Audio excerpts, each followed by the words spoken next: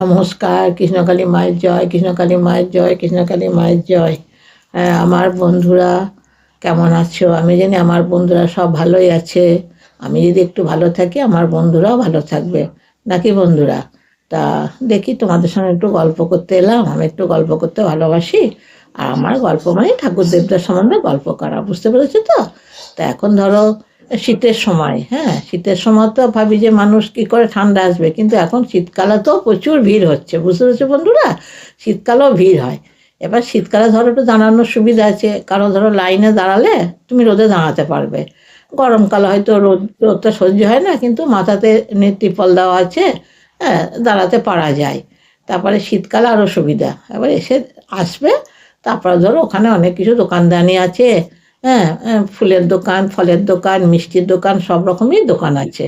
হ্যাঁ ধরো কেউ বাসে করে এলে, হ্যাঁ বাসে করে এসে ধরো স্টেশনে নামলে, ওখান থেকে তুমি টোটো করে মন্দিরে গেটের সামনে এলে। এবার মন্দিরে গেটের কাছ থেকে বেশি না, এসে একটুখানি, হ্যাঁ ট্রেন থেকে নেমে টোটো আছে, টোটো করে আসতে পারলে।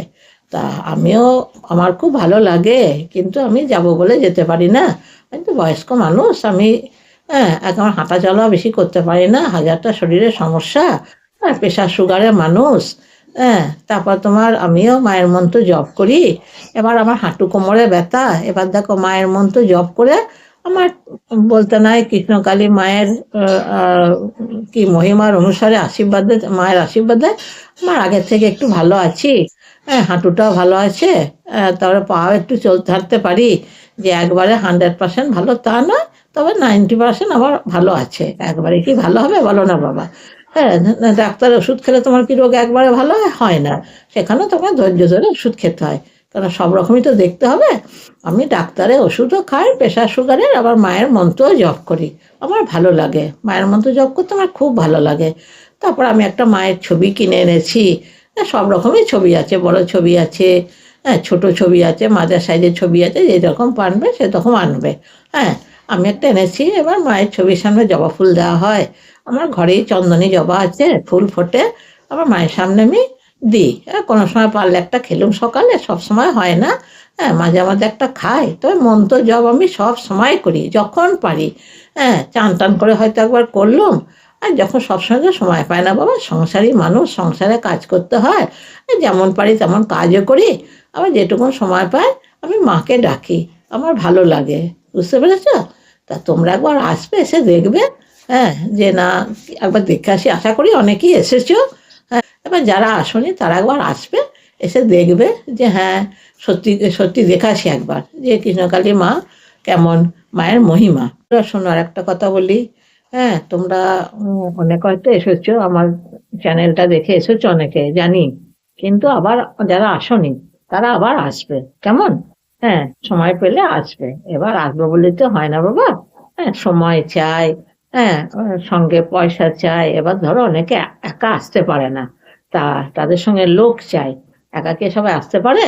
হ্যাঁ ধরো আমিও যেমন বয়স্ক মানুষ তো একা যেতে পারি না, আমার সঙ্গে কাউকে না কাউকে যেতে হয়। তা তোমরা একবার আসবে, এসে দেখে যাবে। হুম আমি তো সবসময় আমার চ্যানেলে মায়ের মহিমা সম্বন্ধে বলি, কারণ আমার তো কি গল্প করবো, আমার মায়ের সম্বন্ধে গল্প ছাড়া আমার কিছু নাই। আমি মায়ের গল্প বেশি করি, কারণ আমি মায়ের আহ, মন্ত্র জপ করি, মায়ের জবা ফুল সময় পেলে খাই। হুম আর কৃষ্ণকালী মা কি বলতো, জগৎ বিখ্যাত। আর কৃষ্ণকালী মায়ের কাছে যদি কেউ অন্তর থেকে চায়, হ্যাঁ সে মন্ত্রে গেলে মা অবশ্যই তার কথা শোনে। মা কাউকে নিরাশ করেন না। তোমরা একবার এসে দেখবে। হ্যাঁ অবশ্যই তোমাদের যে আশা, মায়ের মাকে নিয়ে আশা, যেটা মায়ের কাছে যে আশাটা তোমরা চাইবে মা অবশ্যই পূরণ করবে। হয়তো তুমি যেটা চাইলে সেটা হলো না, কিন্তু অন্য একটা ঠিক মা ঠিক পূরণ করবে, এটা আমি জানি। কারণ আমার বিশ্বাস আছে বলে তোমাদের কাছে বলছি, এটা আমার কারোর শোনা কথা নয়, আমার নিজের বিশ্বাসের উপর দিয়ে বলছি। বুঝতে পেরেছো বন্ধুরা? তাহলে একবার আসবে, এসে দেখবে। হুম তারপরে মায়ের ওখানে মন্দিরে ওখানে অনেক কি বলবো, বসার জায়গা আছে, দোকানদানি আছে। হ্যাঁ সবাই তো ধরো উম, উপোস করে পুজো দিতে পারে না। সে হয়তো ধরো কিছু টিফিন, নিরামিষ দোকানে কিছু খেলো, হ্যাঁ ভাত গেলে ভাত খেলো, খেয়ে নিরামিষ খেয়ে পুজো দেওয়া চলে।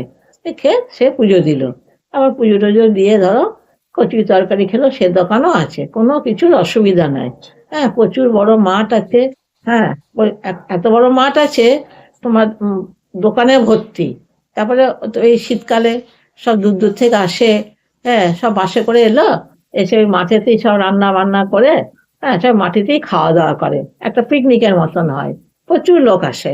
হুম, দূর দূর থেকে তো আসছে, ধরো বাইরে থেকে অনেক দূর দূর থেকে আসে, ধরো কলকাতা, তারপর তোমার ধরো এইদিকে তোমার ওই ঝাড়খণ্ড, বিহার, হ্যাঁ, দুর্গাপুর, আসানসোল, এদিকে বনগাঁ, বহুত দূর দূর থেকে মানুষ আসে, বাস নিয়ে আসে।